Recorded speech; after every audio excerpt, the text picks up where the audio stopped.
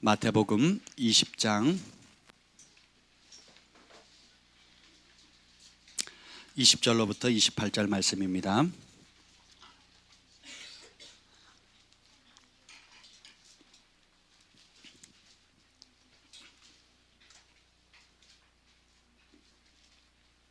마태복음 20장 20절로부터 28절 말씀입니다. 한 절씩 우리 교독하시겠습니다. 그때에 세베대의 아들이 어머니가 그 아들들을 데리고 예수께 와서 절하며 무엇을 구하니? 예수께서 이르시되 무엇을 원하느냐? 이르되 나의 이 두 아들을 주의 나라에서 하나는 주의 우편에 하나는 주의 좌편에 앉게 명하소서. 예수께서 대답하여 이르시되 너희는 너희가 구하는 것을 알지 못하는도다. 내가 마시려는 잔을 너희가 마실 수 있느냐? 그들이 말하되 할 수 있나이다.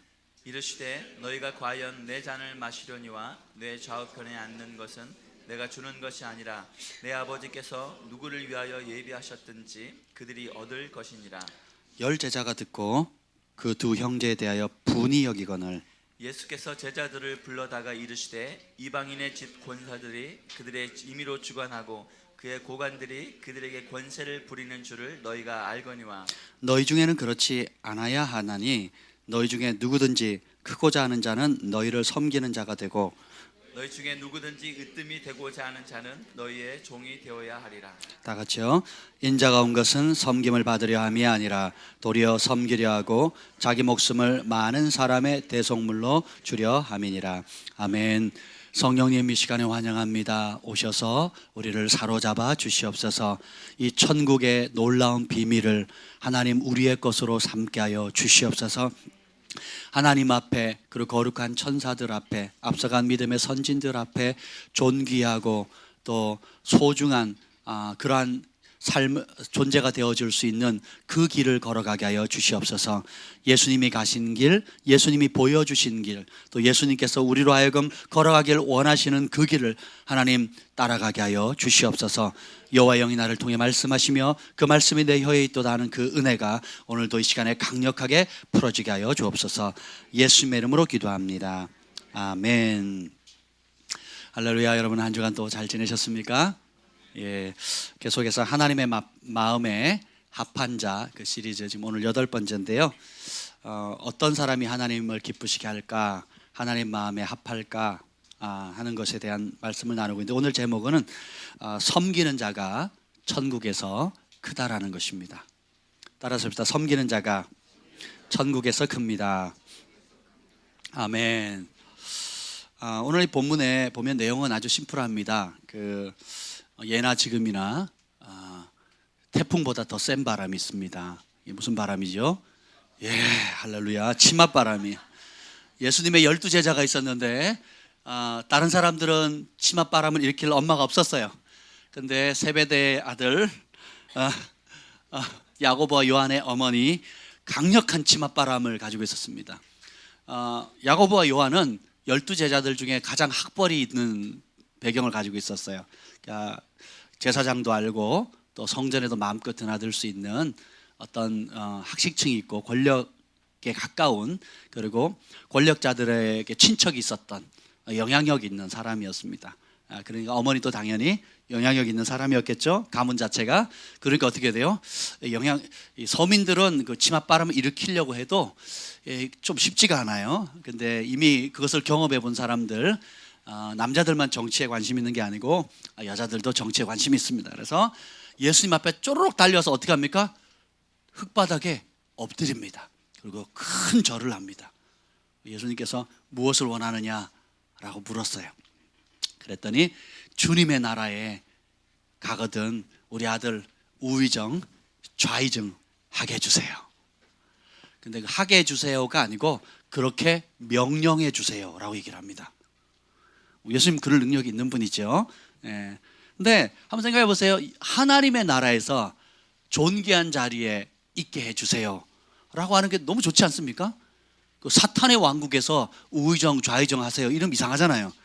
그래서 하나님이 통치하시는 그 아름다운 나라에서 존귀한 역할을 할 수 있도록 우리 아들들 2명 밖에 없는데 좀 세워주세요. 되게 어떻게 보면 굉장히 좋은 제목인 것 같습니다. 근데 사실은 그 이면에는 뭐예요? 야망이 숨겨져 있는 겁니다. 예, 그 이야기를 들었던 10명의 제자들이 뚜껑이 열려요. 그래서 한번 24절 한번 읽읍시다. 24절 시작. 열 제자가 듣고 그 두 형제에 대하여 분이 여기거늘. 그러니까 한마디로 따라합시다. 똑같다. 왜 분낼까요? 내 자리인데 왜 네가 가려고 그래? 이거예요. 내가 크게 쓰임 받아야지. 내가 우의정해야지. 베드로가 제일 열받았을 겁니다. 그 기질이 보통 기질이 아니잖아요. 그죠? 베드로가 앞장서니까 나머지 9도 해가지고 이 괘씸한 그래서 그 사도 야고보가 먼저 죽었을지 몰라요. 농담인데 못 알아들으시는군요. 사도행전에 제일 먼저 순교를 당합니다. 야고보가. 죄송합니다. 네, 다음부터 안 그럴게요. 10명의 제자들도 똑같아요. 예수님을 따를 때에 자기의 재산, 가족 모든 걸 버렸습니다.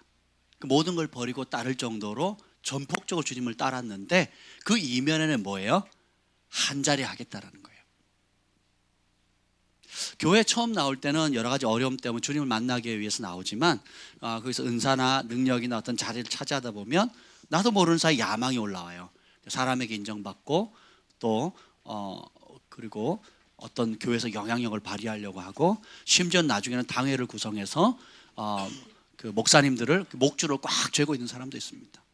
제가 아는 목사님이 글을 올리셨는데 보니까 당회만 열리면 사모님들이 막 죽으려고 한대요.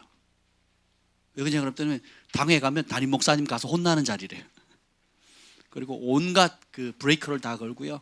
그것 때문에 뼈가 많은데 뼈가. 근데 대부분의 교회가 겪는 어려움이거든요. 예. 그러니까 처음에는 안 그랬거든요. 그런 당회에 들어가는 장로님들 누가 세웠겠어요? 목사님 세우셨단 말이죠. 그럼 처음부터 그렇게 종교형에 사로잡혀 가지고 그 목회자들의 발목을 잡거나 공격하는 그런 참소의 영에 사로잡혀 가지고 참소와 조종하는 일에 한 게 아니거든요. 그럼 뭐냐? 자기도 모르는 사이에 처음에 출발은 좋았는데 사울왕처럼 그 안에 야망과 이것이 일어납니다. 그래서 세상에서는 인정받지 못하다가 교회 와서 인정받고 축복을 받고 섬기는 자리에 왔는데 자기도 모르는 사이에 이 교만과 야망이 올라오면서 어떻게 해요? 이제는 어떻게 됩니까? 섬기러 왔는데 이제는 자기가 군림하는 자리로 조종하는 자리로 그렇게 자신도 모르는 사이에 변질되어져 가는 걸 봅니다. 제가 섬겼던 교회에 장로님 계셨습니다. 제 친구 아버님이셨는데 참 좋으신 분이세요. 그분이 어느 정도로 교회에 헌신하셨냐면 큰 교회였는데 교회가 재정이 어려워가지고 IMF 때문에 재정이 어려워가지고 2년간 교회의 빈 재정, 부족한 재정을 혼자서 다 메꾸셨어요. 교회 전체 재정을 2년간 그 교회가 그 재정적인 어려움을 극복할 때까지 2년간 혼자 다 메꾸셨다니까요. 그러니까 거기 있는 집사님들, 권사님들 뭐 영웅인 거예요. 교회적으로 너무 좋죠. 그래서 수석 장로님 되셨어요. 수석 장로님이 된 이후로부터 뭐 하는 줄 아세요? 주보를 체크하기 시작합니다. 글자 틀린 거를 딱 체크를 해요. 예배 시간, 목사님 설교 시간에 주보를 체크해가지고 틀린 글자를 체크해가지고 당회 시간에 까기 시작하는 거예요. 목사님이 어떻게 교육시켰길래 이 주보 만든 교회 여직원 왜 이런 실수를 지금 벌써 몇 번째냐고 부터 시작해가지고 하는 족족 발목을 잡는 거예요. 그래서 누구 말 들어야 된다고요? 수석 장로님 말씀 들어야 된다는 거예요. 그랬더니 그 아들도 똑같이 그렇게 합니다. 그 아들도 똑같이 그렇게 행동을 해요. 충격받았습니다. 예배 준 2층 제일 뒷자리에 앉아가지고 주보 들고 글자 체크하고 있어요. 누가? 아들이.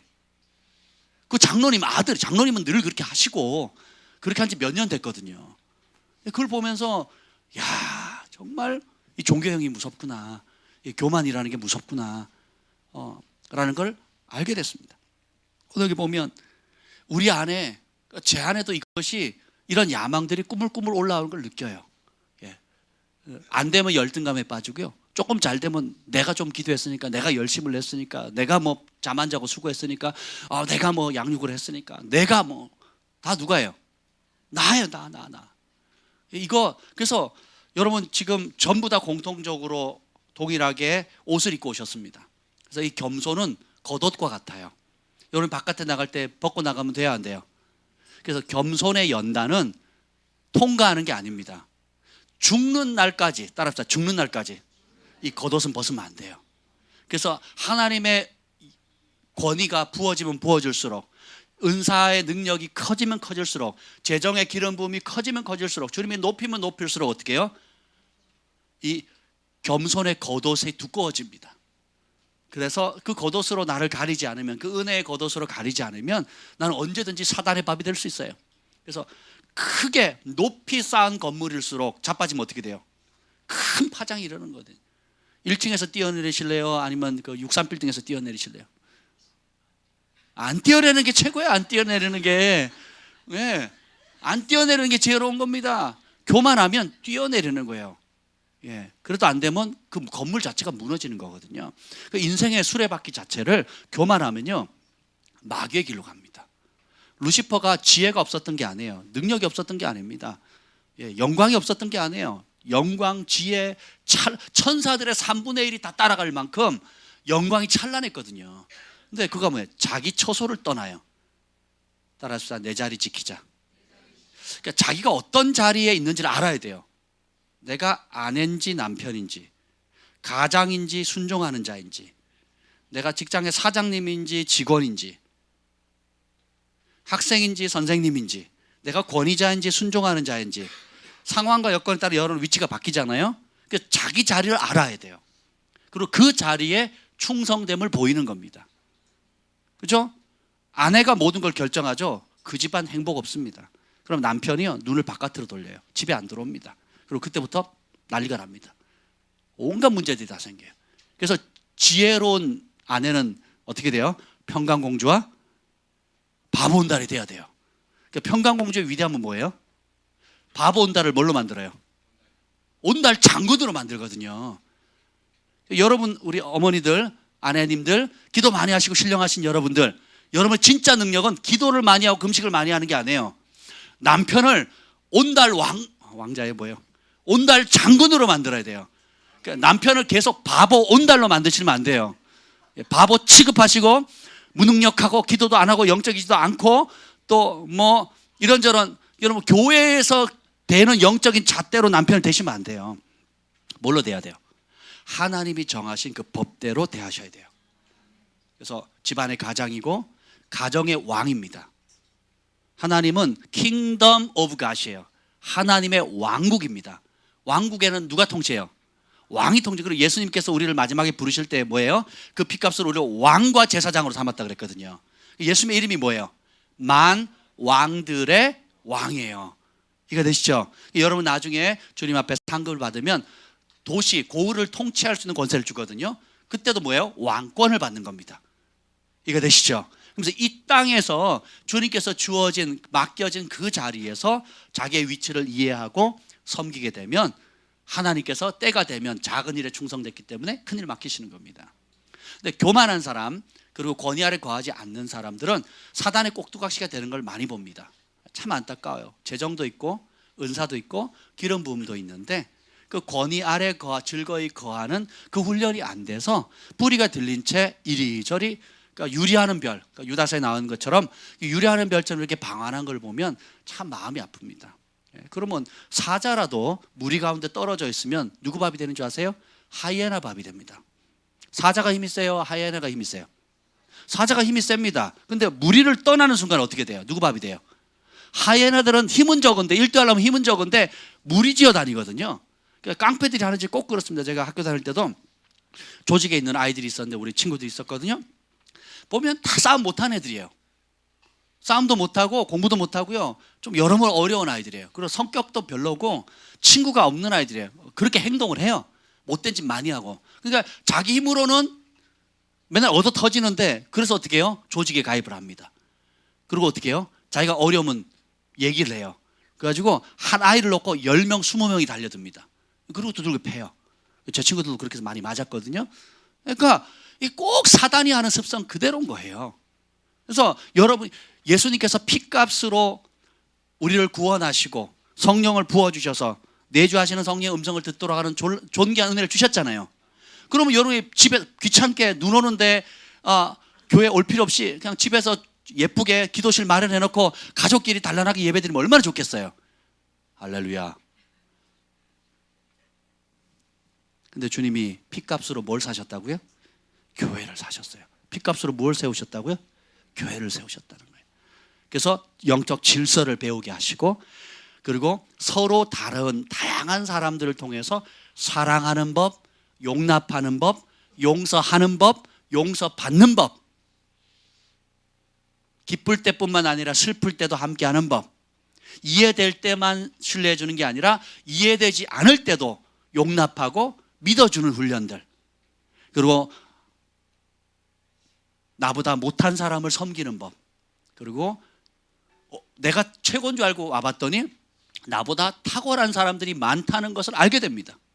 오늘 국을 가져오셨는데 제가 그 말을 했어요. 오늘 순대국입니다. 아니, 순대가 아니라 순두부국이래요. 제가 순두부국을 이렇게 냄새를 맡는데 너무 좋은 거예요. 아침을 안 먹거든요. 여러분도 안 드셨죠? 순두부를 이렇게 냄새를 탁 맡는데 제 입에서 이런 말이 나왔어요. 어떻게 각 집에서 하는 모든 순두부는 맛이 이렇게 다 틀린지요? 이것도 복이에요. 모든 집에서 하는 순두부국이 맛이 다 똑같으면 얼마나 인생이 좀 밋밋하겠어요. 하나님께서 이 교회를 통해서 다른 얼굴, 다른 배경, 다른 상황들을 가운데 주님께서 모으신 이유가 뭐냐면 이것이 하나님의 나라라는 거예요. 따라서 다른 것이 축복이다. 지금 오륜교회에서 다니엘 21일 기도 하는데 저 장모님도 지금 섬기는 그 교회에서 새벽 예배를 그걸 튼대요. 그래가지고 전부 다 은혜를 받고 있는데 어제 그걸 보여주시는데 너무 저도 은혜를 받았습니다. 여기 보면 오시는 그 강사들, 특별한 이제 간증거리가 있는 그 국내 강사님들 모셔놓고 간증을 하는데 한 분 한 분이 너무너무 은혜가 되더라고요. 여러분들 기회 되시면 들어보시길 바랍니다. 근데 배경을 보면요 전부 다 어려워요. 그러니까 남자든 여자든 보면 참 어려운데 그 어려운 가운데 주님이 찾아와 주시고, 그리고 초자연적으로 꿈이나 환상을 통해서 말씀해 주시고, 그리고 그 부르심 붙잡고 순종 연단 가운데 통과했더니 주님께서 이렇게 아름답게 사용했다는 그 간증들이 너무너무 아름다운 거예요. 마치 아름다운 모자이크 작품을 보는 것 같습니다. 그래서 우리 교회뿐만 아니라 이 땅에 그리고 열방 가운데도 모든 교회들은 예수님을 머리로 둔 한 교회입니다.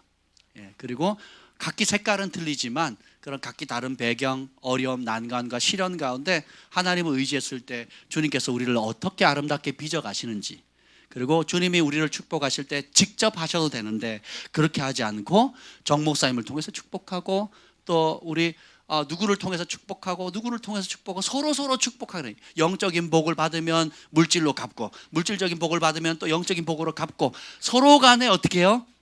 중보하고 격려하고 위로하고 싸매주고, 또 심지어 자타가 공인하는 실수를 했다 할지라도 용납해주고 똥 닦아주고 위로해주고 괜찮아 다시 일어날 수 있어 라고 용기를 주는 법을 교회를 통해서 배우게 하신 겁니다. 이게 하나님의 지혜라는 거예요. 아멘. 그래서 여러분 외 떨어져 있는 것은 굉장히 위험합니다.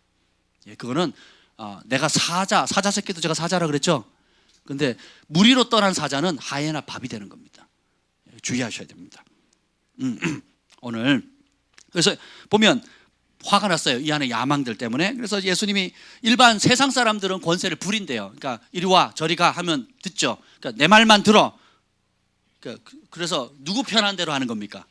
내 편한 대로 명령을 하는 거거든요. 근데 하나님의 나라는 그렇지 않대요. 26절 읽어보겠습니다. 26절 시작. 너희 중에는 그렇지 않아야 하나니 너희 중에 누구든지 크고자 하는 자는 너희를 섬기는 자가 되고. 아멘. 세상은 큰 사람 되라 라고 가르칩니다. 성공해라, 으뜸이 되라, 7대 영역의 탑이 되라, 뭐 이렇게 가르칩니다. 근데 예수님은 거꾸로 말씀하세요. 계속 읽어보겠습니다. 27절 시작. 너희 중에 누구든지 으뜸이 되고자 하는 자는 너희의 종이 되어야 28절. 인자가 온 것은 섬김을 받으려 함이 아니라 도리어 섬기려 하고 자기의 목숨을 많은 사람의 대속물로 주려 함이니라. 아멘. 오늘 이 부분을 좀 나누려고 합니다. 왜 주님께서 머리가 되고 꼴이 되지 말라 그랬고, 그렇죠? 그 신명기법의 28장에 그 복이 되어 있는데 왜 주님은 오히려 섬기는 자가 큰 자가 된다라고 하실까? 으뜸이 되려고 하는 사람, 스스로 높아지려고 하는 사람은 천국에서 낮아진다. 하나님 앞에 낮아진다. 왜 그렇게 하셨을까? 이런 궁금하지 않으십니까?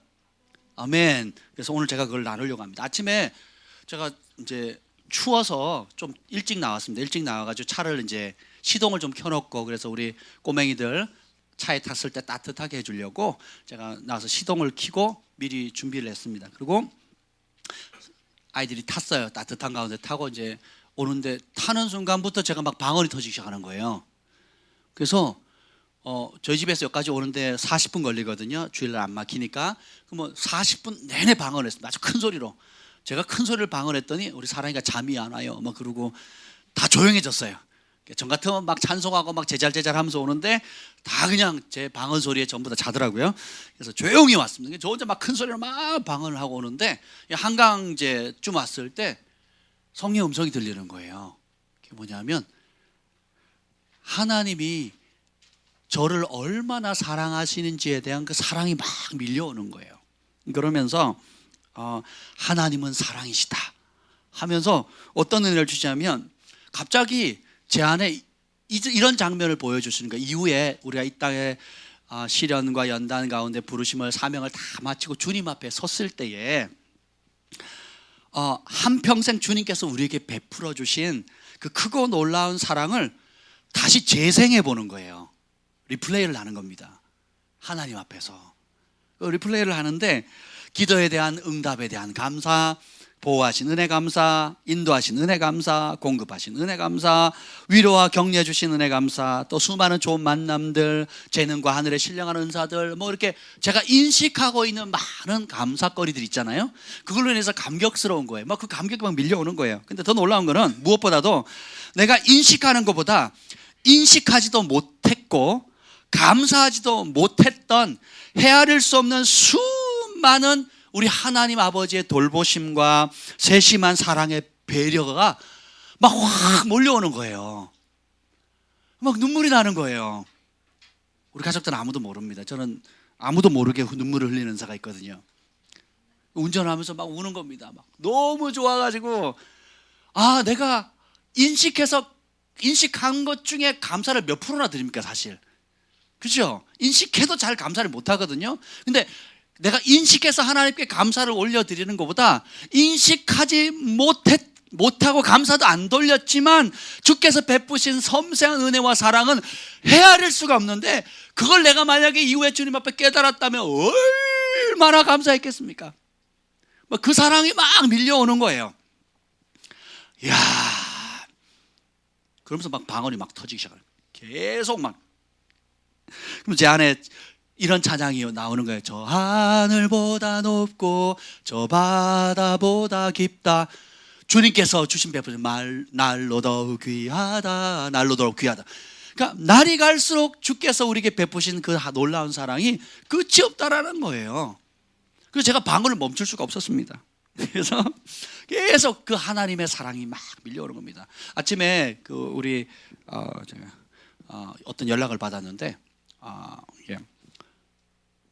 나중에 얘기하도록 하겠습니다. 근데 성령의 음성이 들렸어요. 이렇게 말씀하시는 겁니다.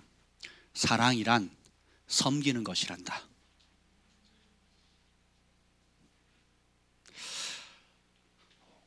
왜 사랑이 섬김일까요? 사랑은 적극적인 관심입니다. 그래서 무관심과 냉담함을 불태워버려요. 그리고 사랑은 언제나 움직입니다. 여러분 그 과학 시간에, 물리학 시간에 보면 원자가 막 전자, 원자 계속 움직이잖아요. 그래 우리가 자연 만물 가운데 움직이지 않는 것은 하나도 없습니다. 왜? 생명력이 있거든요. 하나님께서 빛이 있으라 생육하고 번성하고 충만하라 그랬기 때문에 이 모든, 심지어 이렇게 딱딱한 물건조차도, 제가 물리학 시간에, 과학 시간에 배웠던 충격적인 사실은, 이런 쇠붙이도 아니면 딱딱한 이 나무도 그 안에 원자들이 막 전자와 함께 막 진동하고 있다는 거예요. 그래서 존재하는 모든 것들은 뭐예요? 진동하고 있습니다. 움직이고 있는 거예요. 근데 하나님의 사랑이 마찬가지입니다. 사랑은 항상 움직입니다. 하늘 보좌에서 이 땅으로, 부유한 곳에서 가난한 곳으로, 건강한 곳에서 병든 곳으로. 그리고 보좌로부터 흘러내린 그 사랑의 강물은 멈추지 않고 끊임없이 낮고 낮은 곳으로 계속 흘러갑니다. 그 사랑의 생명수가 닿는 곳마다 생명이 살아나고 죽음의 권세가 무너지게 됩니다. 가난의 굴레가 깨지고 질병의 고통이 사라지고 무엇보다도 잃어버렸던 아버지 하나님의 사랑을 되찾게 되는 것입니다. 세상은 이렇게 가르치죠. 큰 사람 되라, 어떻게든 으뜸이 되라, 성공해서 결국 뭐예요? 잘 대접받으라는 거예요. 편안하게 살아라는 말이 뭐예요? 잘 대접받으며 살라는 거거든요. 주님께서 우리에게 약속한 삶은 편안하고 쉬운 삶이 아닙니다. 주님께서 우리에게 주신 천국의 축복의 삶은 어떤 상황에도 요동함이 없는 평안한 삶이에요. 가난해도 평안합니다. 인생의 폭풍이 몰아쳐도 평안해요. 그리고 어떤 외적인 어려움과 시련이 와도 평안할 수 있는 것은 사망의 음침한 골짜기를 다닐지라도 함께 하시는 주님에 대한 견고한 믿음이 있기 때문에 그래요. 이게 놀라운 축복입니다. 그래서 세상이 흔들 수 없는 하늘의 평강과 기쁨에 사로잡히게 되는 것입니다. 근데 예수님이 이렇게 가르치세요. 따라서 나는 사랑이다. 진정한 사랑은 섬기고 낮은 자리로 내려가 섬기는 것이라. 죽기까지 사랑하라는 말은 죽기까지 섬기라는 말이에요. 예수님 말씀하시죠. 나는 사랑이다. 진정한 사랑은 섬긴다. 낮은 자리로 내려가서 섬기라. 죽기까지 사랑하라는 말은 죽기까지 섬기라는 말이라는 것입니다. 왜냐? 마태복음 23장 11절 12절에 보면 너희 중에 큰 자는 너희를 섬기는 자가 되어야 하리라. 누구든지 자기를 높이는 자는 낮아지고 누구든지 자기를 낮추는 자가 높아지리라. 왜 사랑이 섬기냐 하면 사랑의 크기가 섬김의 크기가 됩니다. 사랑이 없죠? 섬기지 않습니다. 냉담해집니다. 무관심해져요. 사랑이 크죠? 사랑이 커진 만큼 어떻게 해요? 몸이 따라갑니다. 시간이 따라가요. 에너지가 관심이 따라갑니다. 그리고 내 전 존재가 사랑하는 그곳에 초점을 맞추게 돼요. 그래서 사랑의 크기가 섬김의 크기입니다.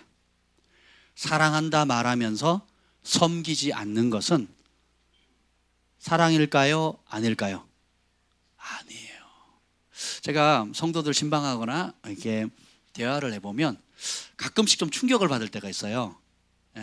왜냐하면 자신이 생각하는 자신의 영적인 모습과 영적 지도자나 주변 사람들이 바라보는 시각이 많이 틀려요. 왜냐하면 본인은 생각이 나는 헌신했고 나는 하나님을 사랑하고 전부를 다 드렸고 이렇게 열정 있고 그래서 이렇게 수고를 많이 하고 있다라고 생각하세요. 근데 주변 사람들이나 혹은 영적 지도자인 저희 입장에서 보면 그게 뭐냐면 자기 만족이에요. 자기 만족. 왜 자기 만족이냐? 내 식으로 주님을 섬기는 거예요. 이런 분들의 특징은 뭐냐? 내가 혜택을 받는 것에 초점이 맞춰져 있어요. 그래서 그 열정도 어디에 쏟느냐? 혜택을 받기 위해서 열정을 쏟아요. 섬기고 다른 사람을 살리기 위해서 에너지를 쏟는 게 아니라 내가 영적인 은사를 더 받기 위해서, 기도 응답을 받기 위해서, 아니면 영적인 도움을 받기 위해서 시간과 에너지를 씁니다. 그래서 그것을 주변에서 보면 열정이 있어 보이고 최선을 다하는 모습으로 보이지만 따라합시다. 그것은 시작입니다. 그것은 출발점이지 그것이 섬김의 본이 될 수 없다라는 거예요. 그것이 성숙한 모습이 될 수 없다라는 겁니다. 다르게 표현하면 뭐예요? 내가 원하는 것을 얻기 위해서 내가 힘을 쓰는 거예요. 근데 성경이 말하는 섬김과 사랑은 그게 아닙니다. 고린도전서 13장에 보면 사랑은 자기의 유익을 구하지 않는다 그랬거든요. 그리고 어떻게 해요? 자신을 주셨건만. 예수님께서 우리에게 가르치는 진정한 사랑은 자신을 내어주는 것입니다. 이것이 굉장히 중요해요. 그러니까 조금 이따 그것 좀 다룰 것인데요. 그래서 죽기까지 사랑하라는 말은 다르게 뒤집어 놓으면 죽기까지 뭐 하라고요? 섬기라는 것입니다. 사랑의 크기가 섬김의 크기입니다. 율법은 이렇게 말합니다. 너 했니 안 했니? 지켰어 안 지켰어? 기도 몇 시간 했니? 잘했네. 채웠네. 못 채웠지? 했니 안 했니? 잘했니 못 했니? 지켰니 안 지켰니? 이게 율법적인 관점입니다. 그런데 사랑은 그렇게 말하지 않아요. 기도하는 게 즐거움입니다. 기뻐서 하는 거예요. 그리고 하나님의 말씀을 순종하는 것이 내가 사는 이유입니다. 그래서 시키고 안 시키고는 의미가 있어요 없어요? 없어요. 왜요? 내가 사랑하니까, 좋아하니까. 자 보세요. 우리 기도를 즐거워하지 않는 사람은 시켜도 하루 30분 해봐, 1시간 해봐, 이것도 힘들어요. 근데 중보의 기름 부음을 받은 사람, 그리고 정말 주님과의 친밀함을 사모하는 사람은 뭐예요? 기도를 말리는 게 범죄예요. 기도를 말리는 게 범죄입니다. 기도를 못하게 하면 괴로워요. 그럼 뭐예요? 하루 종일 기도합니다. 오늘 찬양 몇 시간 하셨어요? 라고 질문하면 율법적인 질문이에요. 근데 예배자는 어떻게 합니까? 24시간 말려서 찬양을 합니다. 우리 집에도 예배자가 있는데 몇 사람 있어요? 그 대부분인데 막 24시간 춤추며 찬양합니다. 목욕탕 가서 화장실 가서도 막 밤에 잘 때도 막 끊임없이 찬양을 하거든요. 그래서 제가 엄마 아빠가 너 오늘 몇 시간 채웠어? 이렇게 하지 않습니다. 너 오늘 기도 몇 시간, 찬양 몇 시간 채웠어 안 채웠어? 성경 몇 장 채웠어 안 채웠어? 이러면요, 그건 하나님이 누군지를 모르는 겁니다. 말씀도 마찬가지예요. 몇 장 읽었어가 아니에요. 너무 좋으니까 제가 틈나는 대로 보는 거예요. 그리고 못 볼 때는 이미 읽었거나 배웠거나 들었던 그 말씀을 어떻게 해요? 소가 되뇌이듯이 계속 묵상하고 되뇌이는 겁니다. 그리고 어떻게 해요? 그걸 내 것으로 누릴 때까지, 따라합시다. 내 것으로 누릴 때까지 묵상하자. 어떤 분하고 상담하는데 어떻게 해야 말씀의 혜택을 누립니까? 라고 질문하시더라고요. 그래서 제가 그 말씀을 드렸습니다. 많은 말씀을 소화하려고 하지 마시고 설교 때나 읽을 때나 그 말씀이 딱 가장 크게 부딪히는 그 한 가지부터 순종해 보세요. 순종해서 내 것으로 경험되어질 때까지 실천해 보세요. 그러면 그 맛을 알게 될 겁니다. 그러면 그 한 가지의 말씀도 내게 이렇게 복이 되거늘 이 수천 수만 가지 성경에 기록된 이 말씀을 내가 가치를 알게 되죠. 그럼 어떻게 해요? 밤낮으로 묵상하게 되고 좋아하는 말씀 암송하게 되고, 그죠? 여러분 암송을 자랑할 이유가 없어요. 성경 백독한 걸 자랑할 이유가 없습니다. 뭘 자랑해야 돼요? 그 암송한 말씀 중에 내게 딱 부딪혀서 어떻게 해요? 순종한 말씀을 자랑해야 돼요. 내가 체험한 말씀을 자랑해야 됩니다. 아멘. 그래서 어떻게 해요? 이 말씀을 믿고 순종했더니 그대로 이루어졌다는 거예요. 내 이성적인 생각, 내가 배운 지식, 그리고 우리 가정에서 배웠던 가정교육과는 다른데, 내 육의 본성과는 다르지만 하나님 말씀대로 온유한 자 복이 있다 그랬는데 온유함을 지켰더니 진짜 땅이 왔어요. 건물이 왔어요. 이걸 자랑해야 되는 거예요. 남편에게 복종했더니 남편이 바뀌었어요. 그렇게 치고받고 싸웠는데 안 됐는데도 내 의를 내세우고 내가 논리적으로 싸워서 이겨도 안 됐는데, 설명해도 안 됐는데 예수님 말씀 듣고 그냥 단순하게 순종했더니 가장의 권위를 세워줬더니 우리 가정에 천국이 이루어졌어요. 아멘.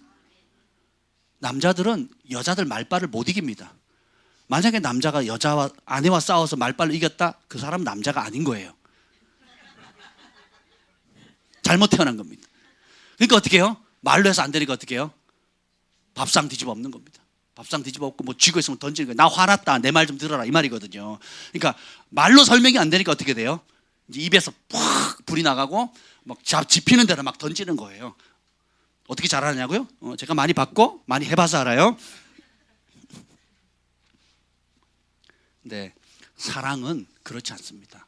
사랑은 즐거움으로 그 모든 걸 하게 돼요. 오늘 주일 새벽 5시에 그 부엌에서 딸그락거리는 소리에 제가 깼습니다. 딸그락 하는 거예요. 그래서 한결같이 우리 집에 있는 우렁총각 아저씨가 설거지하는 소리였어요. 제가 가만히 생각해 봤습니다. 저희 집사람이 5명의 아이를 키워요. 그리고 차를 타잖아요. 그러면 사랑이가 엄마 그럽니다. 뭐 이렇게 얘기를 대답을 하지만 그 사이에 소망이가 엄마 그럽니다. 엄마 학교 얘기를 합니다. 막 누가 어쨌고 저쨌고. 그럼 그 사이에 오주가 또 뭐 엄마 그럽니다. 막 그러니까 동시에 엄마 소리를 3군데 듣는 거예요. 그리고 오빠는 조용해 그러고 있고. 그리고 안 되면 아빠 그러면 또 옆에서 또 누가 얘기를 합니다. 아빠 운전할 때 말 걸지 마 그러고 막. 그러니까 가만히 있으면 그냥 계속 폭탄이 오는 거야. 엄마 엄마 엄마 엄마.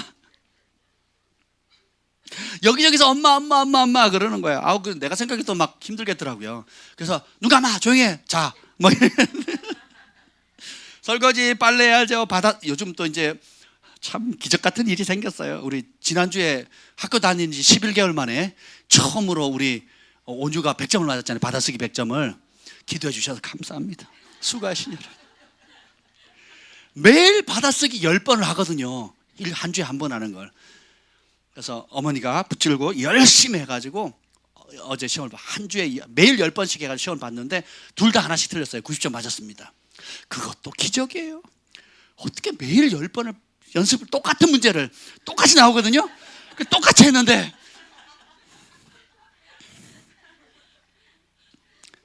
산수도 부족해가지고 산수 가르쳐야 되죠. 말씀 준비해야 되죠. 또 밤마다 중보기도 해야 되죠. 또 하나님 감동 준 게 있어서 또 금식하면서 지금 기도하고 있죠. 체력적인 한계, 영적인 치열한 싸움. 근데 그런 엄마를 사랑하는 아들이 있습니다. 시키지 않아도 자원해서 움직여요. 왜요? 사랑하니까. 너 새벽 5시 지나서 왜 설거지 안 했어? 하면 피곤한 일이에요. 그렇지 않습니까? 네, 그렇지 않겠냐고요. 근데 그냥 그런 엄마를 돕고 싶은 거예요. 안쓰러운 겁니다. 그리고 내가 별거 아니지만 할 수 있는 걸 도와주자 해서 돕는 겁니다. 우리 어머니들이 새벽 일찍 일어나서 아이들 아침밥을 해주고 그리고 어제 또 눈이 왔잖아요. 우리 경환이가 이제 그 찬양팀 연습을 하고 이제 오는데 춥더라고. 제가 추우니까 다른 사람도 다 춥게 느껴지잖아요. 그래서 우리 계양역까지 가려면 버스도 그렇고 그 퇴근 시간이 좀 그렇거든요. 그래서 제가 일부러 전화를 했습니다. 전화를 해가지고 어디냐. 그래서 아빠가 마중 나갈까? 평소 같으면 괜찮다 그러거든요. 제가 버스 타고 이제 뛰어옵니다. 거기서 한 3, 40분 뛰어오는데 제가 어제 전화를 했어요. 그래서 가서 어디라 그래서 그럼 내가 나가겠다. 그래서 마중해서 이렇게 데리고 왔습니다. 근데 가고 오면서 그런 생각이 드는 거예요. 행복이라는 게 과연 뭘까? 우리의 삶에 행복을 누리게 해주는 게 과연 뭘까? 어쩌면 지금은 이런 소소한 것이지만 내가 아들을 사랑하고 아들이 엄마 아빠를 사랑해서 하는 이런 소소한 어떤 배려, 소소한 관심들이 결국은 그때는 소중한지 모르는데 나중에 시간이 지나거나 혹은 그렇게 하지 못했을 때 돌이켜보면 사실 그 어떤 비싼 선물보다도 그렇게 만든 사랑의 수고와 헌신과 배려가 가장 인생의 아름다운 추억이 되지 않겠냐는 거예요. 양과 염소의 비유를 보세요.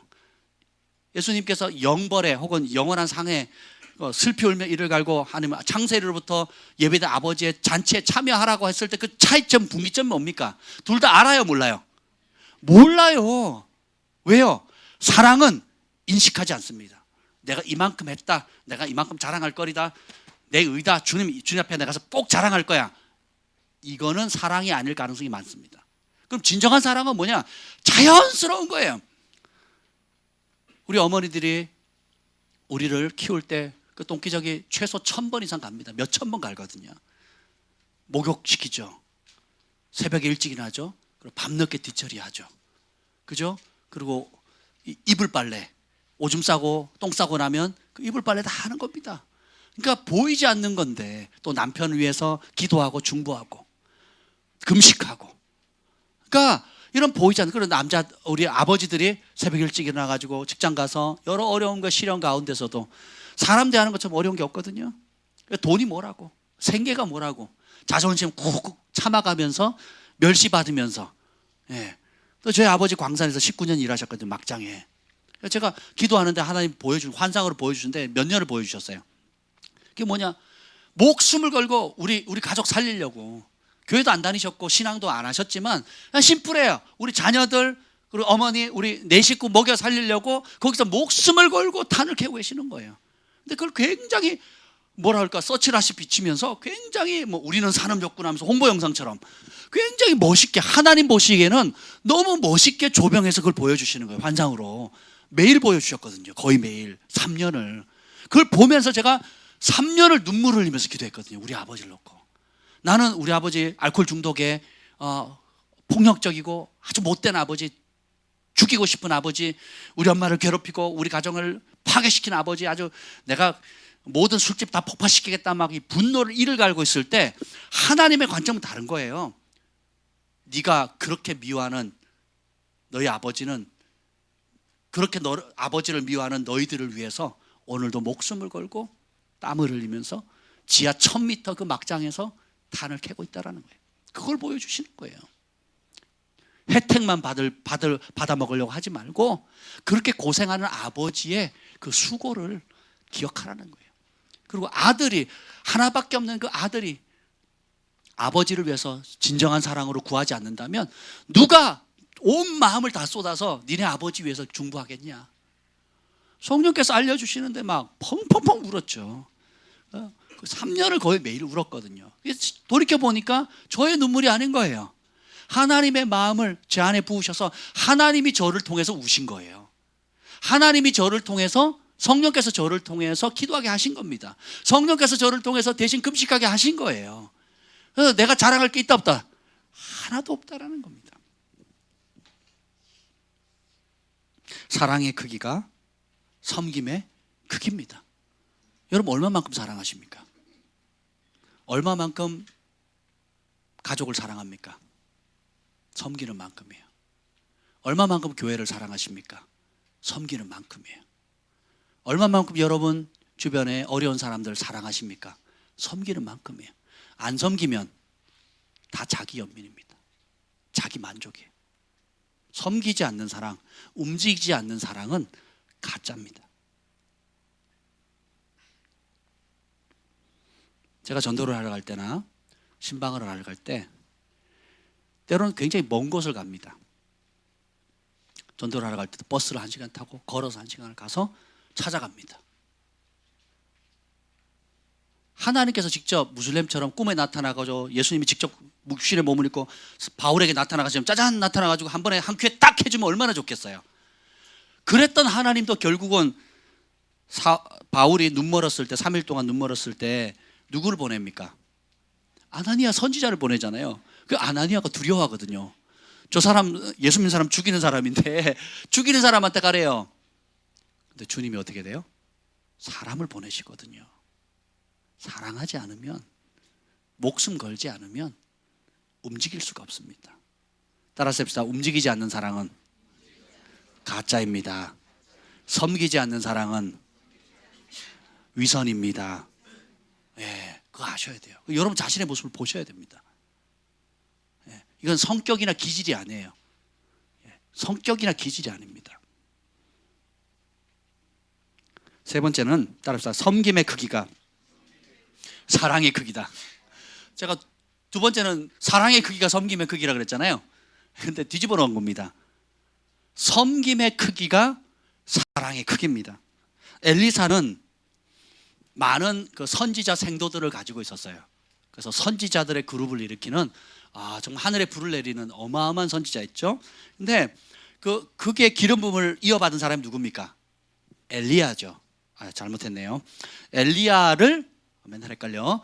엘리야의 기름을 받은 사람이 엘리사잖아요, 그죠? 그 엘리사가 다른 선지 생도들하고 다른 차이점이 뭐냐?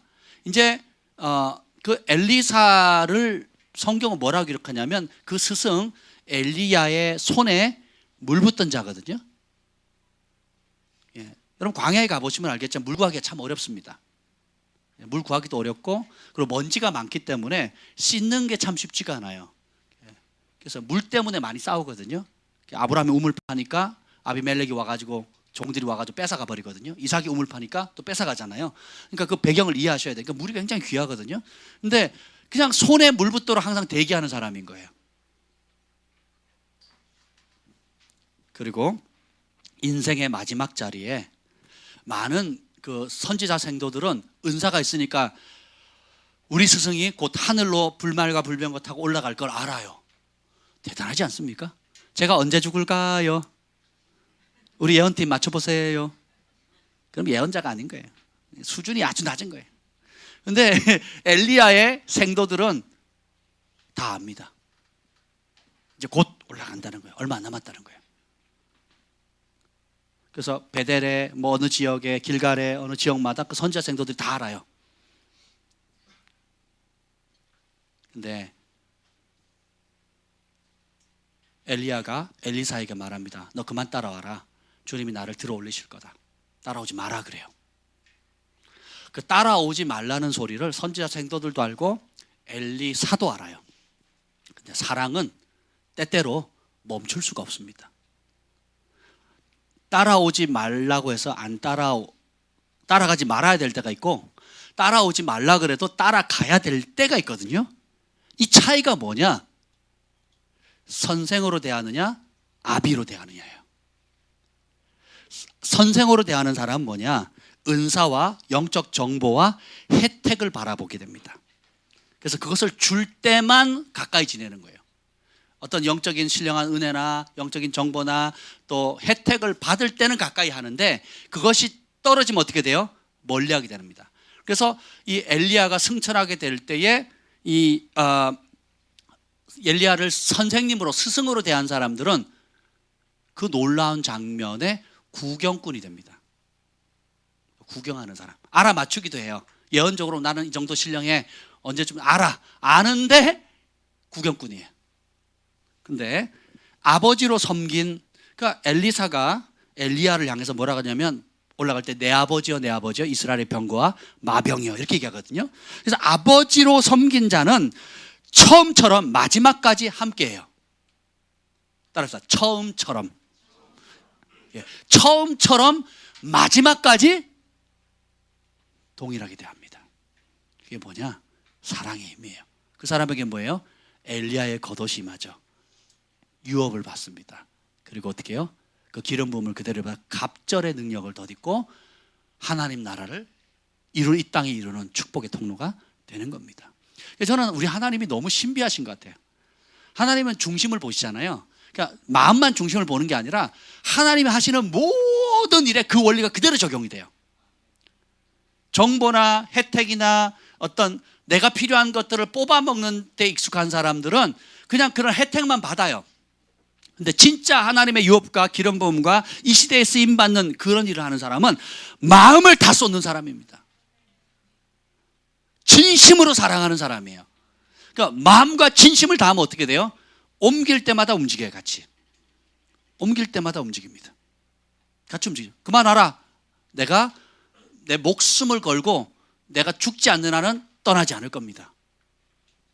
성경에 또 다른 인물이 나오는데 누구냐면 여호수아와 모세입니다.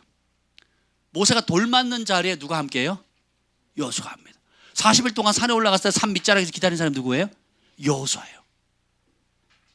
모세가 장막에 들어갔을 때 어떻게 그 장막 문 앞에서 기다린 사람이 누구예요?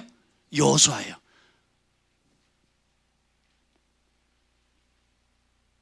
사업을 해도 어떤 사람에게 그 사업을 물려주겠습니까? 혜택만 받고 정보만 빼먹고 메뚜기처럼 조금만 이익이 되면 펄짝펄짝 뛰는 사람한테 그 사업을 넘겨주시겠습니까? 아니면 어려울 때나 기쁠 때나 한결같이 그 자리를 지키고 같이 애쓰고 고민한 사람에게 그 사업을 물려주겠어요? 한번 생각해 보세요, 여러분. 가정에 자녀들이 많잖아요. 부모를 대하는 태도가 다 틀립니다. 부모를 향한 마음 씀씀이가 다 틀려요. 각기 장단점이 있는데 그 중심 자체가 정말 마음을 다해서 부모를 대하는 자녀가 있고요. 아직 어려서 엄마 이거, 엄마 저거, 엄마 이거, 엄마 나 이걸 못 벗어나. 나이가 10살이고 20살이고 30살이고 40이고 50이 돼도 엄마 나 하는 사람들이 꽤 많아요. 죽는 날까지 내 거 맞춰달라는 거예요. 내 필요 채워달라는 거예요. 내가 원하는 거 해달라는 겁니다. 그러면 뭐예요? 섬김과 희생이란 단어는 그 사람들에게 뭡니다. 자기가 원하는 것을 얻기 위해서 희생하는 것을 헌신과 섬김이라고 착각하는 거예요. 내가 원하는 것을 정보나 은혜나 은사나 이걸 혜택을 얻는 것은 섬김이 아니에요. 그거는 열정입니다. 열정이에요. 출발점입니다. 과정이고 종착점이 아니에요. 그럼 뭐야? 주님이 원하는 건 뭐예요? 어떤 자가 하나님 앞에 존귀한 자래요? 그래서 주님이 말만 하셨어요? 어떻게 합니까? 인자가 온 것은 섬김을 받으라 함이 아니라 도리어 섬긴대. 어디까지 섬겨요? 죽기까지. 그리고 어떻게 해요? 실제로 죽어요. 그리고 세상에서 제일 큰 사랑이 어떤 사랑이에요? 사람이 친구를 위해서 목숨을 버리면 이보다 더 큰 사랑 없다 그랬죠. 내가 너희를 종이라 부르지 않는다, 친구라 부른 다음에 어떻게 실제로 친구를 위해서 목숨을 버리시는 겁니다. 그래서 사랑한다는 것은 섬긴다는 것이고, 섬긴다는 것은 죽기까지 낮아지는 자리로 나아가는 것입니다. 여러분은 가만히 앉아서 영적인 혜택만을 누리기를 원하십니까? 아니면 사랑으로 즐거이 섬기며 그리스도의 남은 고난에 동참하길 원하십니까? 주님은 마음을 쏟는 사람에게 기름을 부어주세요. 목숨을 걸고 주님을 따르는 사람에게 이 시대에 하나님의 뜻을 움직일 수 있는 다니엘처럼, 요셉처럼, 다윗처럼 쓰십니다. 적절히 양발 걸치거나 아니면 아직도 영적으로 어려서 나는 혜택이 필요해요, 나는 내 스타일대로 할래요, 내 마음대로 할래요, 내가 원하는 스타일대로 할래요, 나 건드리지 마세요, 나 건드리지 마세요 하는 신앙생활 하는 분들이 굉장히 많습니다. 예. 어릴 때는 괜찮아요. 어리니까. 근데 여러분이 하나님을 알아갈수록 하나님의 나라가 어떻게 운영된다는 것을 배우게 되면 어떻게 하겠어요? 내 스타일을, 그러니까 내가 고집하는 것들을 내려놓는 속도가 빨라집니다. 그래서 어떻게 해요? 유연성이 생겨요. 주님이 쓰시고자 할 때 언제든지 내어드리는 거예요. 여러분 가치를 바꾸셔야 돼요. 가치를 바꾸셔야 됩니다. 그러니까 세상이나 이제까지 배웠거나 내 안에 내면의 욕구는 뭐냐? 내가 원하는 것, 내가 받기를 원하는 혜택, 심지어 그것이 영적인 거라 할지라도, 신령해 보이는 것이라 할지라도 나중심적으로 움직이는 것은 아직도 어린 겁니다.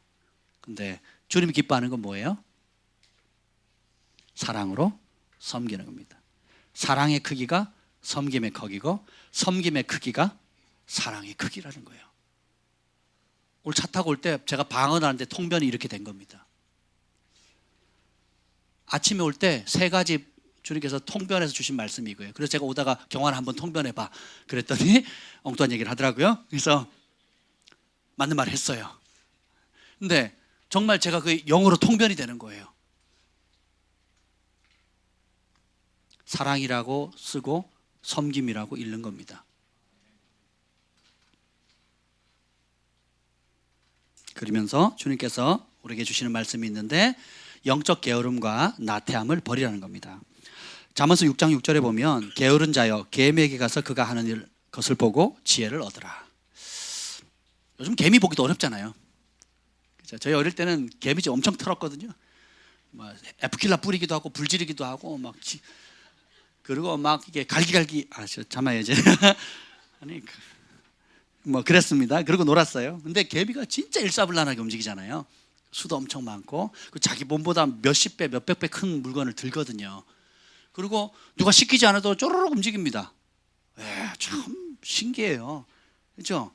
개미의 부지런함, 이소부화에 나오잖아요. 개미와 배짱 이야기. 잠언서 6장 9절에 보면 게으른 자여 내가 어느 때까지 누워 있겠느냐, 내가 어느 때에 잠이 깨어 일어나겠느냐. 그러니까 우리가 영적으로 나태해지면 실질적으로 잠도, 그러니까 특히 우울증이 오게 되면 계속 처지잖아요. 왜요? 삶의 의욕이 없어지거든요. 예. 영적인 나태함에 빠지게 만드는 겁니다. 잠언서 19장 15절에 보면 게으름이 사람으로 깊이 잠들게 하나니 태만한 사람은 줄일 것이니라. 그러니까 사람을 게으르면 계속 잠은 끝도 없어요. 잠은 끝도 없거든요. 근데 이것이 육체적으로도 깊은 잠에 빠지게 할 뿐만 아니라 영적으로도 깊은 잠에 빠지게 해요. 못 보게 합니다. 잘 때 건드리면 잘 모르잖아요. 밖에 무슨 일이 벌어지는지 모르잖아요. 영적으로도 잠에 빠지게 되면 지금 내가 영적 상태가 어떤지 주변을 인식을 못하는 겁니다. 불이 나도, 그러니까 불이 나서 이게 연기, 독가스를 마셔서 잠에 못 깨면 그냥 수면 상태에서 죽게 되잖아요. 안타깝지요. 영적인 것도 마찬가지입니다. 영적인 부지런함을 보이셔야 돼요. 예. 조금 이따 좀 다룰게요. 그래서 잠언서 19장 24절에 보면 게으른 게 얼마나 강력하냐면 게으른 자는 자기가 손을 그릇에 넣고서도 입으로 올리기를 괴로워하느니라. 아침에 맛있는 음식을 해놨는데 그걸 퍼가지고 입에 집어넣는 것도 힘든 거예요. 여러분 웃으셨죠? 주옥 같은 생명의 말씀이 선포되어지는데도 그걸 입만 벌리고 있으면 되는데 그걸 떠먹는 것 자체를 싫어합니다. 귀 닫고 눈 딱 닫고. 그리고 자기로 결정하는 거예요. 심각한 겁니다. 영적으로. 그리고 아멘은 하는데 뭐였냐고 물으면 정 목사님 외에는 아무도 답을 못하는 거예요. 1분 전에 얘기한 건데, 아니 10초 전에 얘기한 건데, 우리가 그만큼 깨어있지 않으면 쉽게 까먹는 거예요. 쉽게. 그래서 로마서 12장 11절에 보면 부지런하여 게으르지 말고 열심을 품고 주를 섬기라. 그리스도인들에게 게으름은 없습니다. 그리스도인들에게 없어야 될 단어 중에 하나가 게으름입니다. 게으르면 가난해지거든요. 남편이 새벽부터 저녁까지 열심히 일을 합니다. 우리 아버지가. 그죠? 근데 어머니 가운데 쇼핑하고 커피숍 가고 낮잠 자고 그리고 설거지는 수북 쌓여 있고 그리고 빨랫감도 수북 쌓여 집안은 널브러져 있는 겁니다. 그러면 집안에 가장이 돌아오면 마음이 어떻겠어요? 별로 안 좋겠죠. 그러니까 근데 반면에 그 사이에 깨어 기도하고 교회 나라를 위해서 중보하고 자녀들을 부지런히 말씀으로 양육하고 또 그 잠언서 31장의 현숙한 여인처럼 부지런히 주어진 일들을 최선을 다해서 하는 모습을 보인다면 그런 아내는 깨어 있는 거고 현숙한 여인인 겁니다. 여러분 현숙한 여인이 되고 싶어요? 미련한 여인이 되고 싶어요? 아멘. 현숙한 여인이 되려면 게으르면 안 됩니다. 왜 게으르면 영적으로 나태함의 표현이거든요. 그러니까 영과 육이 연결되어 있잖아요. 그러니까 영과 육이 연결되어 있는데 영이 잠들거나 깨어있지 못하면 육이 나태해집니다. 그래서 어떻게 해요? 주변의 환경 그대로 나타나게 되는 겁니다. 근데 현숙한 여인을 보면 하나님이 기뻐하는 사람, 축복하는 사람 보면 게으른 사람이 없습니다. 사라가 게으르지 않아요. 그리고 그 성경에 여러분들 우리 자매님들 왕비 되려고 하잖아요. 공주님. 할렐루야. 그러니까 우리가 생각하는 왕비 공주님은 그거예요. 백설공주예요. 백설공주. 꿈 깨세요. 꿈. 성경은 백설공주 얘기 안 합니다. 백설공주. 이리 오너라. 물. 손톱. 이게 아니에요. 성경에서 나타나는 왕비들, 현숙한 여인들, 그리고 성경에서 칭찬하는 히브리서 11장의 믿음의 영웅들 가운데 여인들 가운데 게으른 사람이 하나도 없어요. 얼마나 바지런한지 몰라요. 깨셔야 돼요. 아침에 눈 뜨면 커피 향으로 깨워서 토스트를 따끈하게 해가지고 침대에 딱 갖다 줄 거라고 생각하시면 안 돼요. 물론 저는 그렇게 하지만 가끔 그렇게 하지만 토스트는 못해도 커피는 갖다 바치거든요. 여러분 그렇게 생각하시면 안 된다고요. 여러분 디즈니 동화를 너무 많이 봤어요. 디즈니 영화를 너무 많이 본 거예요. 속임입니다. 그거는 진짜 성경이 말하는 공주의 모습이 아니에요. 왕비의 모습이 아닙니다. 에스더 왕후는 목숨을 걸잖아요. 아침 일찍 일어나서 종들에게 할 일 시키고 손으로 직접 따뜻한 옷 만들고, 그죠? 그리고 호롱불 켜놓고 마지막까지 일하고.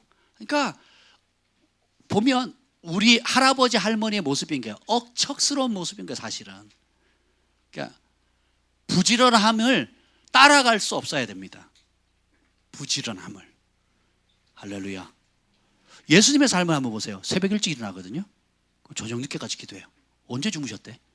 배 탈 때. 그래서 피곤해서 주무신 거예요. 새벽 일찍 일어나셔서 기도하셨죠. 한적하고서 기도하셨죠. 그리고 하루 종일 사람에 치여서 식사할 겨를도 없었거든요. 그리고 저녁 되면 또 중요한 일은 밤새시고 그렇지 않으면 혼자 또 가서 기도하셨단 말이에요. 아니면 제자들 데려가서 기도를 시켰단 말이에요. 그러니까 피곤하니까 언제 주무세요? 배 탈 때. 그 예수님이 사역하려고 배를 탄 게 아니라 쉬고 싶어서 배를 타셨어요.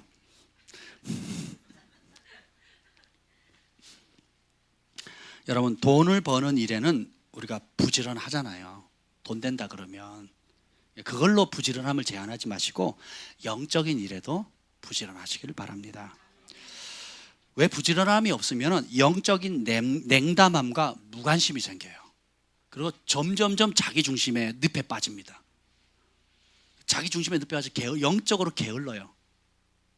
그래서 자기에게 유익이 되는 뭔가는 열정을 내는데 정말 하나님 아버지께서 저와 여러분을 통해서 일하시고자 하는 그 일에 대해서는 손발이 다 묶여 있어요. 손발, 시간 다 묶여 있습니다. 그래서 어떤 면에서는 우리 은사주의 쪽에 있는 분들은 보면 영적인 도취감에 빠져 있어요. 내가 기도하고 눈물 흘리고 은사 받고 영적인 체험하고 그게 하나님을 기쁘시게 한다고 생각해요. 거기에 도취되어 있는 거예요. 손발이 하나도 안 움직여요. 그래서 어떻게 해요? 더 센 임재, 더 센 은사, 더 센 예언, 더 센 무슨 영적인 체험. 그래서 그 공중에 붕붕붕 날아만 다니는 거예요. 더 센 무엇. 그리고 그걸 경험하면 어쩌다 경험하면 내가 하나님께 크게 인정받은 사람인 것처럼 착각하는 겁니다. 은사로는 하나님께 인정받을 수 없어요. 영적 체험으로는 하나님께 인정받을 수 없습니다. 뭘로 인정받습니까? 인자가 온 것은 섬기려 하고 오히려 죽기까지 목숨을 내어놓는 겁니다. 사랑은 움직입니다. 아멘. 왜 그래서 우리 기도 많이 하는 어머니들이 남편한테 대우를 못 받습니까? 기도 많이 하고 금식 많이 하고 교회 잘 섬기는데 왜 집안에 가면 남편이나 아버지한테 왜 인정을 못 받습니까? 손발이 묶여 있거든요. 그리고 자기의 영적인 어떤 체험 때문에 거기만 모든 게 올인되어 있는 거예요. 건강하고 신실하고 성숙한 영적인 진짜 참된 영적인 중보자들, 예배자들은 영적인 것 이상으로 실질적으로 남편과 자녀들을 잘 돌볼 수 있는 지혜와 부지런함과 섬김이 있습니다. 아멘. 균형을 맞춰야 되는 거예요. 치우치면 안 되는 겁니다. 잠언서 10장 4절에 보면 손을 게을리 놀리는 자는 가난하게 되고 손이 부지런한 자는 부하게 되느니라. 잠언서 12장 24절 부지런한 자의 손은 사람을 다스리게 되어도 게으른 자는 부림을 받느니라. 하나님 우리를 다 통치하는 사람을 부르셨거든요. 그럼 통치권을 행사하려면 뭐 해야 된다고요? 부지런해야 된다는 거예요. 게으르면 가난해지죠? 다스림을 받게 되는 겁니다. 잠언서 12장 27절 게으른 자는 그 잡은 것도 사냥하지 아니하느니 사람의 부귀는 부지런한 자의 것이라. 게으른 자는 사냥감을 잡았는데도 그것도 사냥 안 하는 거예요. 잡혔는데도 안 가져가는, 귀찮은 거예요. 그것도. 근데 사람이 부유하게 되는 것은 부지런한 자의 것이라는 겁니다. 잠언서 13장 4절 게으른 자는 마음이 원하여도 얻지 못하나 부지런한 자의 마음은 풍족함을 얻느니라. 마음으로 원해도 게으른 자는 못 가져요. 바라긴 하고 기도는 하는데 못 가질 수 있다, 못 가진다. 못 간다는 거예요. 국밥을 줘도 떠 넣는 걸 힘들어하니까. 그래서 나태함 가운데 하나님 뜻이면 되겠지 이러고 있습니다. 하나님 뜻이면 되겠지. 수동적인 거예요. 사랑하면 굉장히 적극적입니다. 사랑할 때 창조의 영이 쏟아부어집니다. 그 백만장자를 만드는 목사님 제가 말씀드렸잖아요. 성도들을 2년 만에 200명을 백만장자로 다 만들어 버리셨어요. 근데 왜 그렇게 했느냐? 가난한 사람들을 사랑했거든요. 처절하리만큼 그 가난 때문에 가난과 질병에 고통받는 사람을 사랑했거든요. 그러니까 어떻게 해요? 그들을 어떻게든지 돕겠다 하라고 도울 방법이 없을까를 말씀을 연구하고 기도하니까 하나님께서 어떻게 해요? 창조적인 영을 부어줘요. 부를 창출할 수 있는 지혜를 열어주시는 겁니다. 그 스쿨을 만들고 가르치고 순종한 사람들 그대로 복을 받는 거예요. 할렐루야. 치유사역자들 가운데 탁월한 사람이 뭡니까? 병든 사람들에 대한 사랑하는 마음이 있거든요. 불쌍히 여기는 마음이 있거든요. 저들을 어떻게든지 고쳐야 되겠다. 의학으로도 못 고치고 어떤 민간요법으로도 못 고치는데 하나님이 개입하시면 되기 때문에 주님 은혜를 달라고. 사랑하는 자리에 천국이 임합니다. 사랑하게 되면 창조적인 것들이 무궁무진하게 쏟아지는 거예요. 사랑하면 섬기게 되거든요. 사랑하면 움직이게 되어 있거든요. 돈이 아니래도, 돈이 없어도 얼마든지 섬길 수 있습니다. 얼마든지 사랑할 수 있어요. 얼마든지 다른 사람 부유하게 할 수 있습니다. 마음입니다. 마음이 있으면 섬기게 됩니다.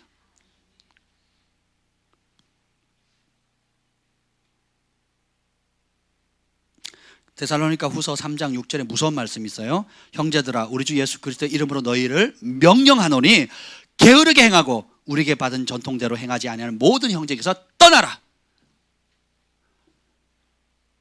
그래서 그리스도인들은 게으르면 돼요, 안 돼요? 안 되는 겁니다. 게으르면 하나님 말씀에 순종할 수가 없어요. 그리고 하나님이 복을 밥상에 차려줘도 떠먹어요, 안 떠먹어요? 안 떠먹고 뭐라 그러는지 아세요? 하나님의 뜻이면 될 거래요. 절대 위기를 감내하지 않습니다. 턱받이한 애기처럼 입에다가 엄마가 떠 넣어줘야 되는 거예요. 그래도 흘려. 언제까지 그렇게 사시겠냐고요. 그럼 안 되겠죠.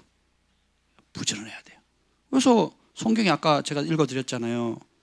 로마서 12장 11절, 부지런하여 게으르지 말고 열심을 품고 주를 섬기라.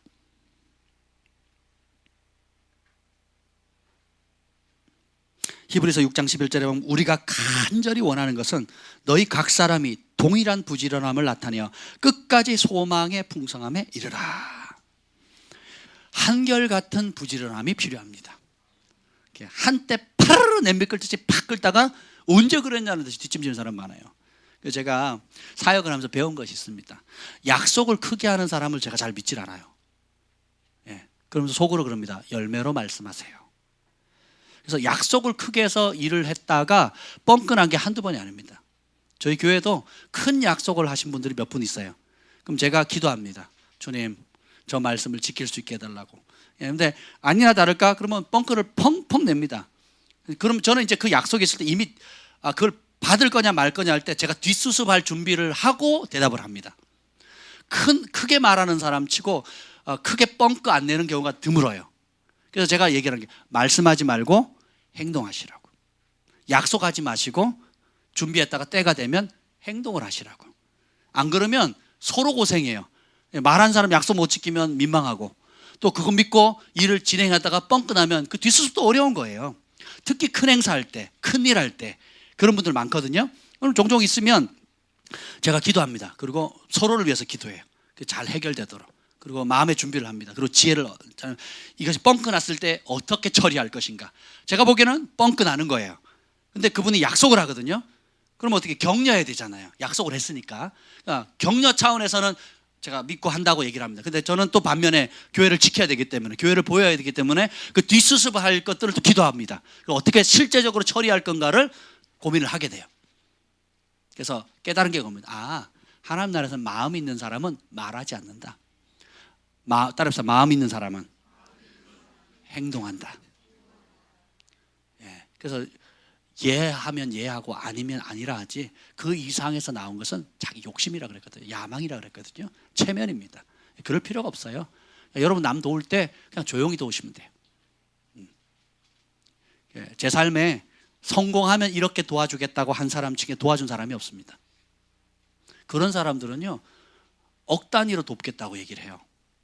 뭐 하면? 성공하면. 그런 사람들의 공통점은 지금은 도와요, 안 도와요? 안 돕습니다.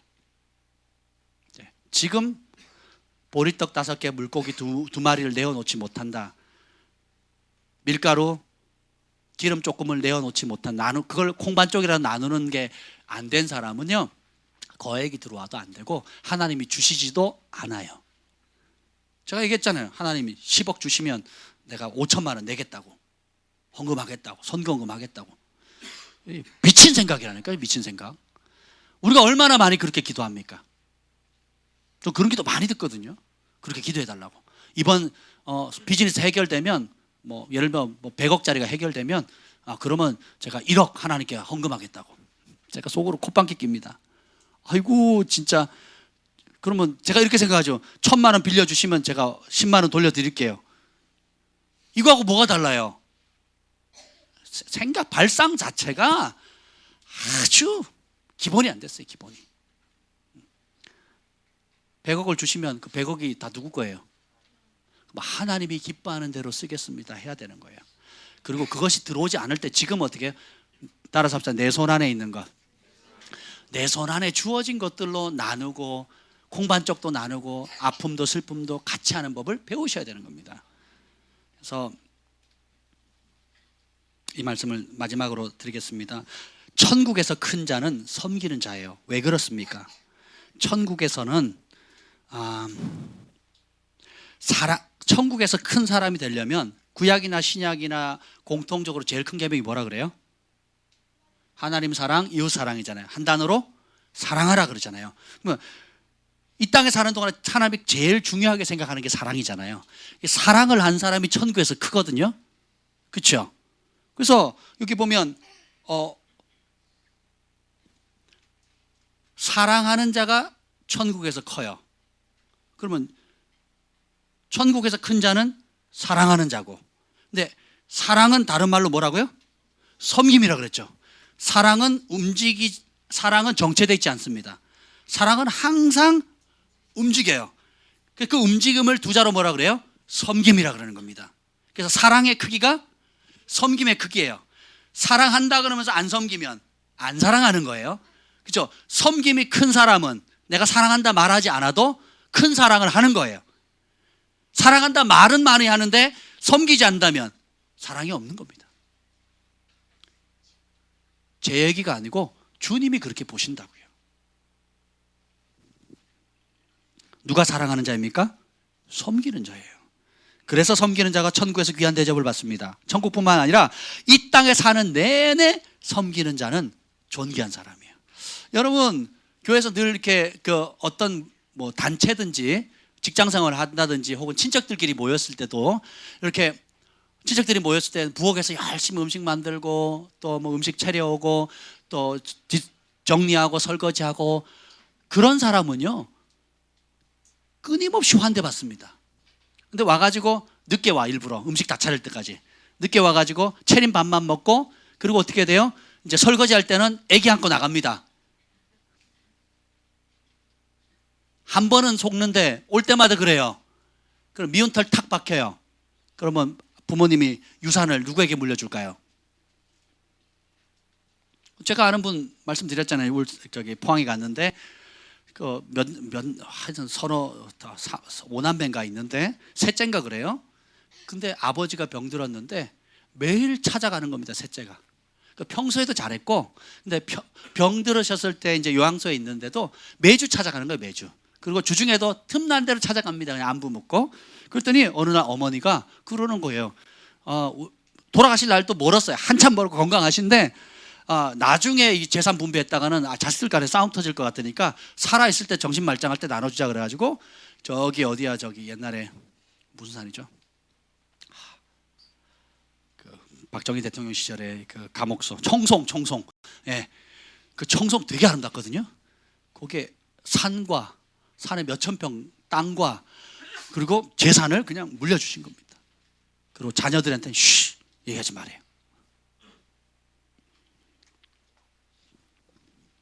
섬기는 자리에 있으면 죽는 날까지 사랑받습니다. 왜?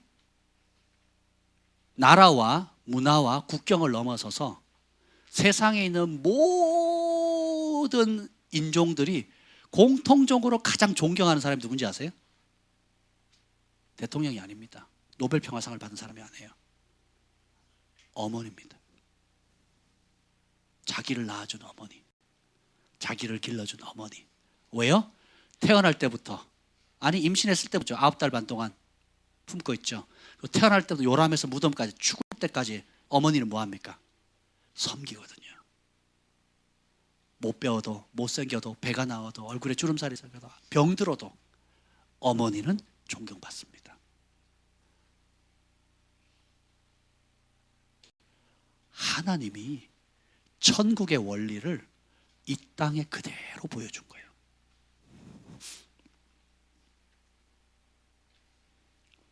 여러분의 이름은 잊혀질 수 있을지 몰라도 여러분이 섬긴 크고 작은 섬김은 사람들 영혼 속에 깊숙이 각인되어 있는 겁니다.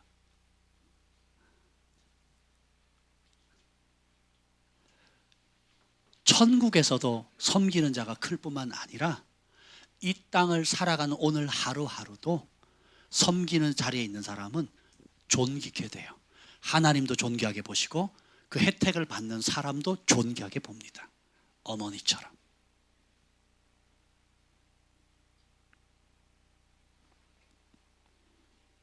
어디까지 섬겨야 되겠습니까? 사랑하는 만큼. 얼마만큼 사랑해야 됩니까? 죽기까지. 요한일서 3장 16절에 보면 그가 우리를 위하여 목숨을 버리셨으니, 예수님이 우리를 위하여 목숨을 버리셨으니 우리가 이로써 사랑을 알고 우리도 형제를 위하여 목숨을 버리는 것이 마땅하니라. 특별하니라가 아니에요. 마땅하니라. 그걸 어디서 배웁니까? 가족을 통해서 배우는 거예요. 엄마 아빠가 자녀를 위해서 조건 없이 목숨까지도 바쳐서 섬깁니다. 그리고 그 사랑이 확장되어져서 교회와 또 여러분의 삶의 현장과 도시와 또 국경을 넘어서 열방에 이르기까지 주님께서는 그 사랑의 지경을 넓혀 가시는 거예요. 예수님처럼 죽기까지 섬기는 자리로 주님께서 계속 우리를 성숙하고 자라가도록 하세요. 아멘. 정말 천국에서 하나님 앞에서 그리고 거룩한 천사들 앞에서 크고 존귀한 존재가 되기를 원하십니까? 섬김의 자리로 함께 내려갔으면 좋겠습니다. 그것이 존귀한 자리예요. 이것이 별로 와닿지 않는다 그럼 어머니를 보세요. 여러분의 어머니를 보세요. 그리고 어머니인 여러분의 자신의 모습을 한번 보십시오. 예. 나도 모르는 사이에 그걸 배우는 겁니다.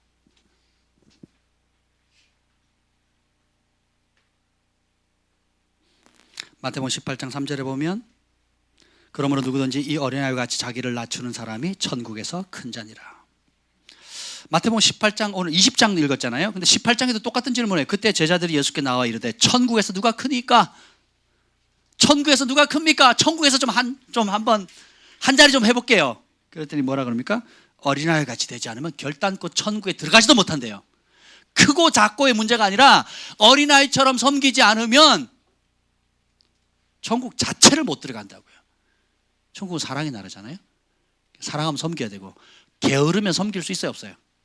없습니다. 힘들어서 바빠서 뭐해서 그 말은 뭐예요? 사랑이 없어서예요.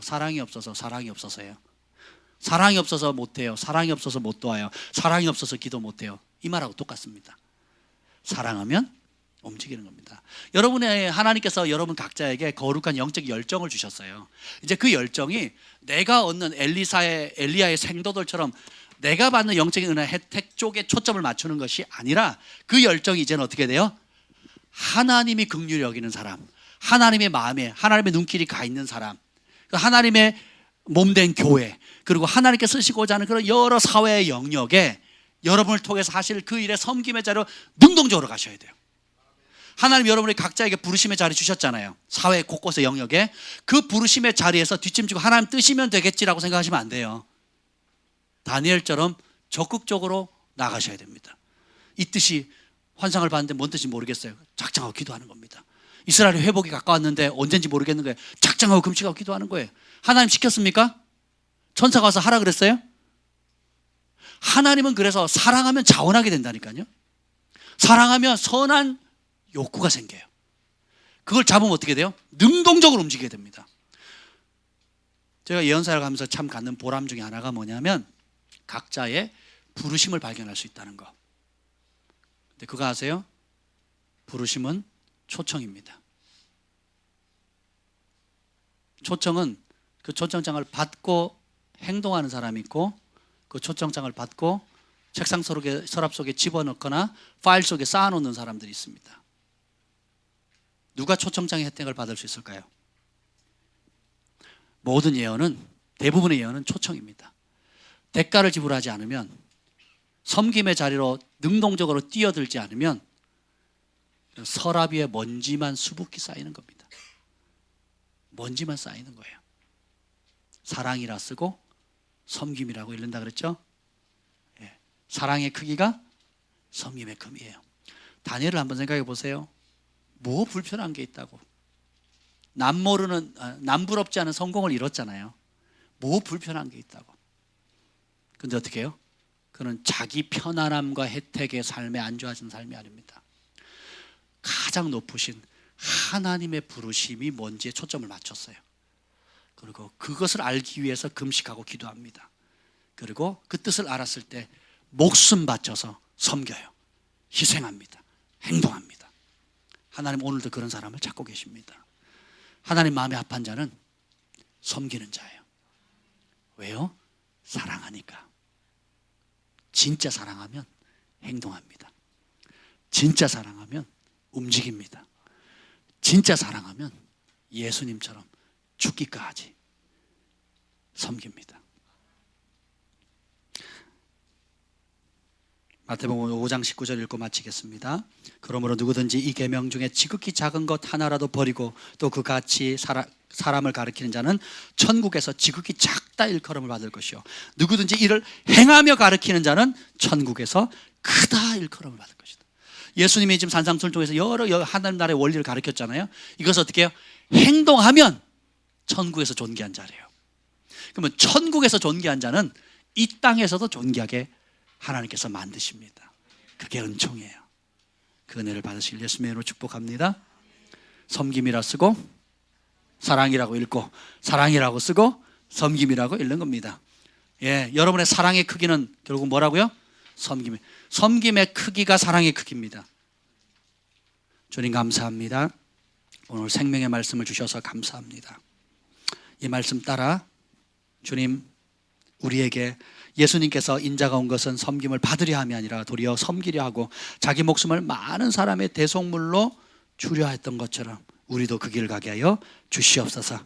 하나님 앞에 존귀한 삶, 거룩한 천사들 앞에서 인정받는 삶, 그리고 이 땅에 살아가는 동안도 주변에 많은 도움이 필요한 사람, 예수님의 눈과 시선이 고정되어 있는 그 가난하고 헐벗고 굶주린 사람들, 도움이 필요한 사람들을 향한 하나님의 예수님의 손이 되게 하여 주시옵소서. 예수님의 심장이 되게 하여 주옵소서. 예수님의 생명과 치유가 되게 하여 주옵소서. 이제는 우리 구주 예수 그리스도의 은혜와 하나님 아버지의 극진하신 사랑과 성령의 감화 감동 충만하심이 사랑을 따라 죽기까지 섬김의 자리로 자라가기를 소원하는 우리 글로벌 파이어 교회 위에 열방의 영혼들 위해 영원토록 함께 있을지어다.